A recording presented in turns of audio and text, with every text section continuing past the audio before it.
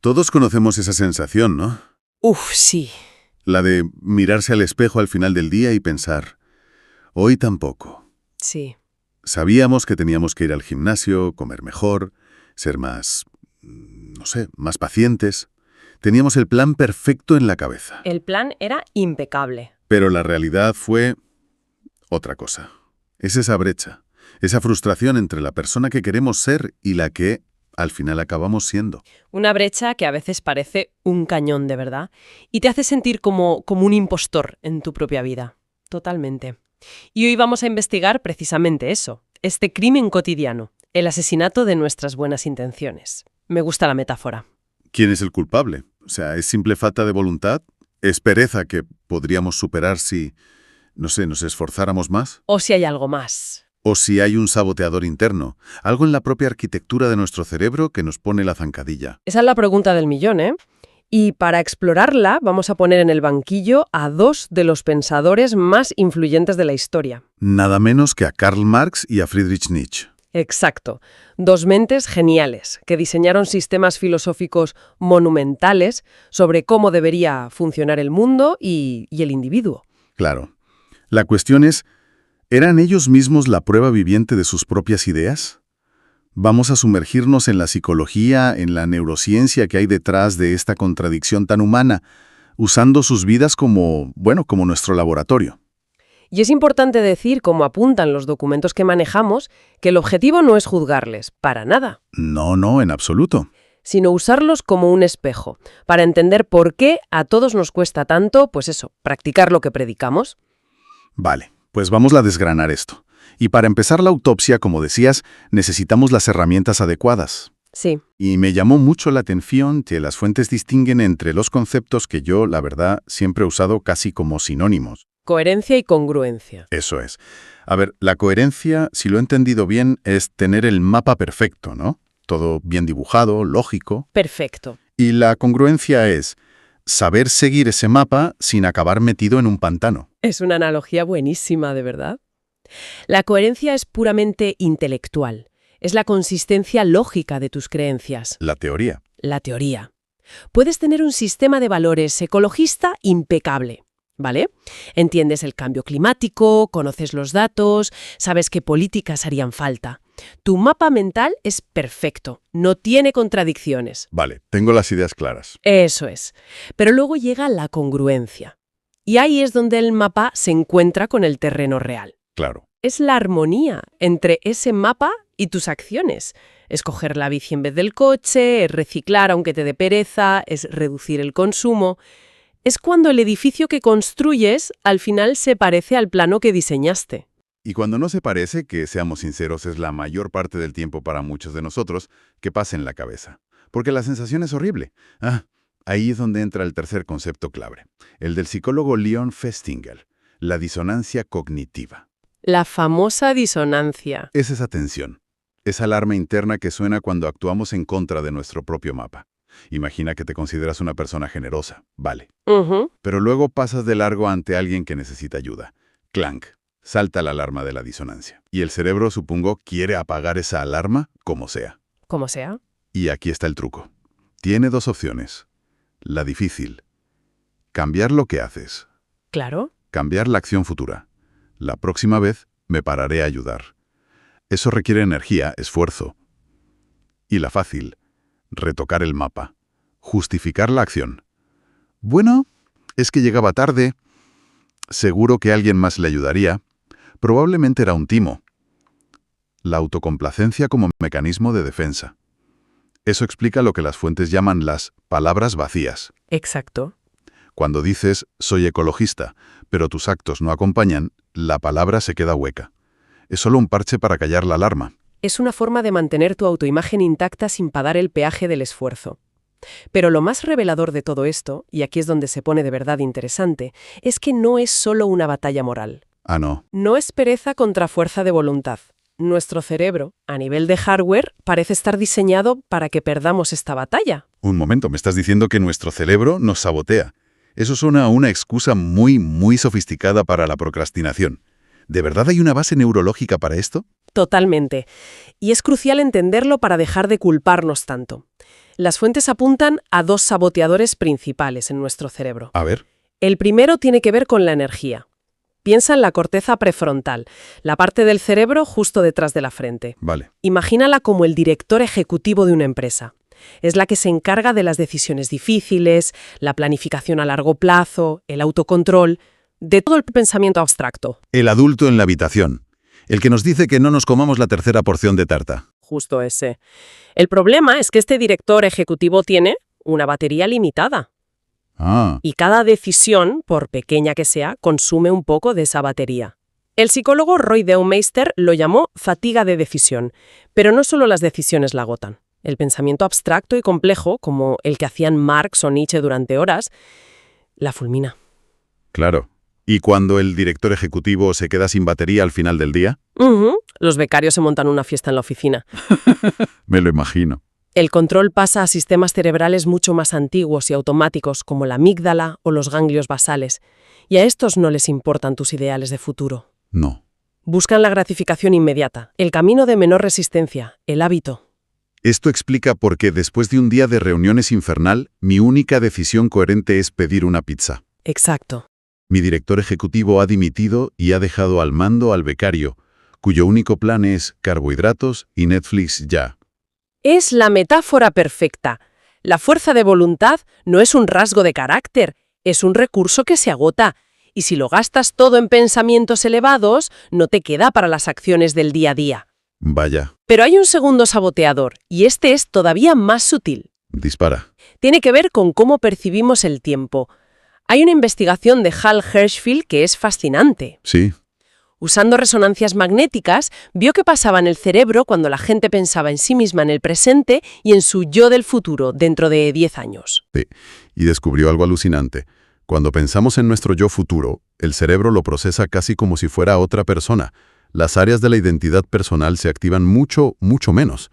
O sea que para mi cerebro, el tipo que se supone que va a empezar la dieta el lunes es un primo lejano, Un desconocido. un desconocido al que no le debo nada. Exactamente.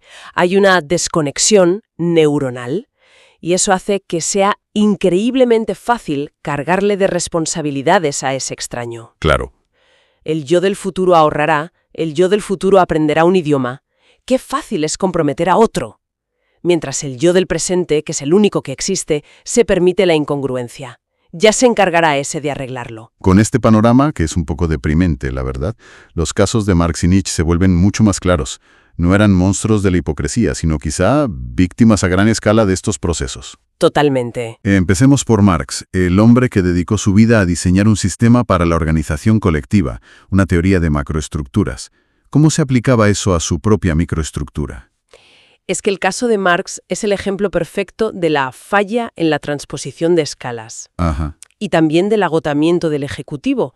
Su cerebro estaba echando humo constantemente, teorizando sobre la economía mundial, la lucha de clases, la revolución.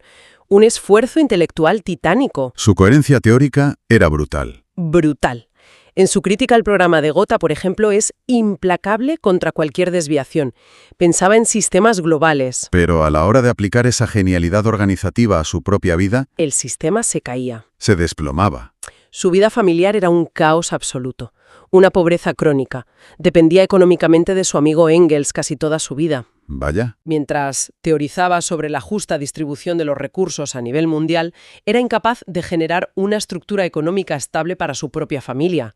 Y bueno, si añadimos la compleja situación con su ama de llaves, Helene Demuth. Con quien se cree que tuvo un hijo que nunca reconoció. Exacto. Vemos que su microestructura familiar estaba llena de incongruencias. Y esto se extendía a su vida política, ¿no? El teórico de la unión del proletariado era en la práctica un hombre bastante aislado. Tremendamente. Su dogmatismo, su incapacidad para la concesión pragmática, le enemistó con casi todo el movimiento socialista de la época. Se peleaba con todos. Criticaba a todos, se peleaba con todos. Su círculo íntimo era minúsculo. El hecho de que a su funeral en Londres asistieran apenas 11 personas Solo 11. es un símbolo desolador. Tenía un plan para unir a millones, pero no podía unir a un pequeño grupo. Entonces, la interpretación de las fuentes no es que fuera un hipócrita, sino que su director ejecutivo Estaba tan agotado diseñando la revolución mundial. Que no le quedaba batería para gestionar las facturas o tener mano izquierda con sus compañeros. Una especie de ceguera por exceso de luz. Exacto. Una ceguera por falta de atención hacia lo inmediato. Su mente estaba en la estratosfera de la teoría, y la vida en la Tierra, pues se le escapaba de las manos. El caso de Marx es fascinante, porque la contradicción es entre la escala global y la personal. Pero, ¿qué pasa cuando la filosofía es precisamente sobre lo personal, sobre la forja del individuo? Pienso en Nietzsche, y ahí la paradoja parece aún más brutal. Si la de Marx es una contradicción de escala, la de Nietzsche es existencial. Es casi una inversión de su propia filosofía. Él nos habla del Übermensch, el superhombre. El superhombre, sí. Ideal de individuo autónomo, autosuficiente, que crea sus propios valores, que soporta la soledad, que no necesita el afecto de nadie. Es la fortaleza hecha persona. Un ideal muy potente, pero su vida real no se parecía mucho a ese superhombre, ¿verdad? Era la antítesis. La vida de Nietzsche estuvo marcada por una fragilidad física y, sobre todo, una dependencia emocional extrema. Vaya. Sus cartas son un testimonio constante de su necesidad de afecto, de su miedo a la soledad, de su búsqueda desesperada de validación de sus amigos, como Paul Rée. Y el episodio que lo destroza todo es el de Andrea Salomé. Sin duda, la gran intelectual rusa. Él se enamoró de una forma obsesiva, casi adolescente. Le propuso matrimonio, fantaseaba con crear una trinidad intelectual con ella y con Rée. ¿Y ella le rechazó? Y cuando le rechazó, su mundo se vino abajo. El dolor, la rabia, la desesperación que se leen en sus escritos de esa época son sobrecogedores. Sí. La propia Salomé, años más tarde, lo describió con una frase que es como una lápida para el superhombre. Dijo que Nietzsche era un esclavo del corazón. Un esclavo del corazón. Es la definición opuesta al Übermensch. Entonces su filosofía era una farsa. Una mentira que se contaba a sí mismo. Las fuentes sugieren algo mucho más profundo y más humano. A ver. Que su filosofía no nació a pesar de su fragilidad, sino a causa de ella. El Übermensch no era un autorretrato. Claro. Era una aspiración, una forma de autoterapia. Era la medicina que él mismo se recetaba para su propia enfermedad de dependencia y vulnerabilidad. O sea que proyectaba en su filosofía el ideal que le era imposible alcanzar en su vida. Podríamos verlo a través de la idea de la sombra de Carl Jung. La sombra es todo aquello que no aceptamos de nosotros mismos y reprimimos. Ya. La necesidad, la dependencia, la fragilidad de Nietzsche eran su sombra. Y el superhombre era esa proyección luminosa, ese ideal que construyó para compensar la oscuridad que sentía dentro. Una filosofía nacida de una herida muy profunda. Vale, esto es un poco abrumador. Si ni Marx ni Nietzsche con esas mentes pudieron cerrar la brecha, ¿qué esperanza nos queda al resto? Parece que nuestro cerebro está diseñado para fallar. Bueno. Conociendo a los saboteadores, ¿hay alguna trampa o algún truco que podamos usar para engañar a nuestro propio sistema? Afortunadamente, sí. Y la clave, como bien intuyes, no es luchar de frente con más fuerza de voluntad, porque esa batalla está perdida de antemano. Ajá. Atacar al primer saboteador. La fatiga del ejecutivo. Hay que reducir la carga cognitiva. Liberar la batería. Exacto. Si la batería de tu corteza prefrontal es limitada, no la malgastes en tonterías. Automatiza las decisiones triviales. Ten una rutina para el desayuno, simplifica tu armario. Lo de Steve Jobs vistiendo siempre igual. Justo. No lo hacían por estética, sino para liberar un espacio de decisión en su cerebro para cosas más importantes. De acuerdo. Guardar la energía para lo que de verdad importa. Tiene sentido. ¿Qué más? La segunda es una técnica del psicólogo Peter Gollwitzer, la implementación de intenciones. Suena complicado, pero es muy simple. Consiste en crear reglas en formato si pasa X, entonces haré Y. No dices voy a hacer más ejercicio. Dices, si suena el despertador a las 7, entonces me pondré las zapatillas que he dejado junto a la cama. Ah, es como programar a tu yo del futuro en un momento de lucidez para que cuando esté cansado solo tenga que ejecutar el programa. Precisamente. Le quitas la decisión del momento crítico. La decisión ya está tomada de antes. Muy bueno. La tercera estrategia busca conectar lo abstracto con lo real. la autoconciencia corporizada. ¿Anclarlo al cuerpo? Eso es. Nuestros grandes ideales a menudo flotan en la cabeza. Hay que anclarlos. Prácticas como el mindfulness o simplemente escribir un diario obligan a traducir el ideal de quiero ser más calmado a la sensación física de la calma. Esa conexión fortalece el compromiso. Y me queda una, que por lo que he leído puede ser la más efectiva de todas. Sin duda. Es la alineación de entornos. Es simple. Haz que lo correcto sea fácil y lo incorrecto difícil. Claro.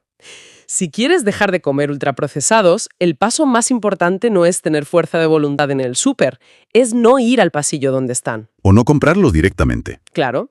Si quieres leer más por la noche, deja el libro en la mesilla y el cargador del móvil en la cocina. Es esculpir tu entorno para que el camino de menor resistencia te lleve a donde quieres ir. No solo no te vacuna contra la incongruencia, sino que a veces puede ser un factor de riesgo. Totalmente. Y que esa lucha interna que todos tenemos no es un fallo moral, sino una condición de fábrica de nuestro cerebro. Esa es la idea central. Las vidas de Marx y Nietzsche son un drama a gran escala de una lucha que todos libramos en lo pequeño, ¿sabes? Su genialidad es indiscutible, pero su fragilidad nos recuerda que son igualmente humanos. Sí. Y nos enseñan que un exceso de teoría, un exceso de vida en la abstracción, puede paradójicamente cavar un abismo aún más grande con la vida real. Quizá la verdadera sabiduría no está solo en tener el mapa más perfecto, sino en aprender a navegar el terreno imperfecto de cada día. Exacto. Y eso nos deja con una última pregunta para reflexionar. A ver. ¿Y si el propio acto de pensar de forma tan abstracta e intensa, esa cualidad que tanto admiramos en ellos, es precisamente el origen del problema? ¿Acaso dedicar la vida a diseñar un mundo perfecto en el papel no te condena de alguna manera a ser un exiliado de la imperfecta realidad?